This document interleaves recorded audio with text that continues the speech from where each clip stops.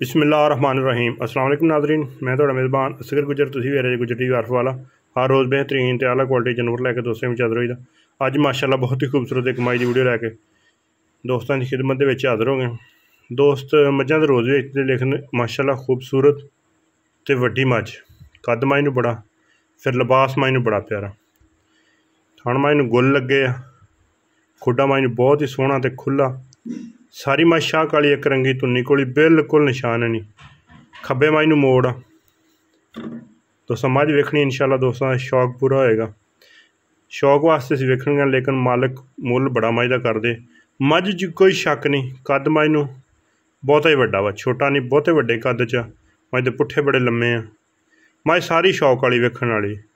मझ बूथी फीनी आ। खब्बे मझ नूं मोड़, बहुत सोहना सिंग लगदा मझ नूं, खब्बे कुंडे सिंग, तुन्नी कोली दा है ही नहीं निशान।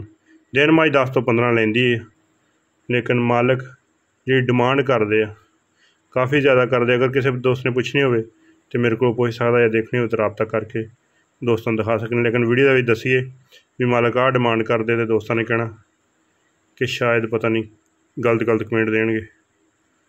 लेकिन असी अपना जिन्ने जो किसी असी भी मुल लाया वा, रेट लाने ने, लेकिन सौदा नसीबा नहीं होया। माशाअल्लाह मझ दोस्तों ने वेख लेनी आप जो मझ की सूरत हाल। लेकिन मझ रोज़ ही लैंदे बेचने, लेकिन इस तरह की वड्डे कद वाली सोहनी मझ नहीं। सारी मझ शाह वाली, एक जिसम ते वाल भी सफेद नहीं। कद मझ नूं प्योर जंगली मझ, लत्तां मझ नूं बड़ियां मोटियां, थण मझ नूं बहुत प्यारा। हल्ती मझ 10-15 दिन तो चड्डे वाले दसदे भी मझ फटे मेल दिंदी। रेट मझ दा वाहवा सारा वड्डा करदे आ, ते असीं भी इंशाअल्लाह चंगा लाया वा।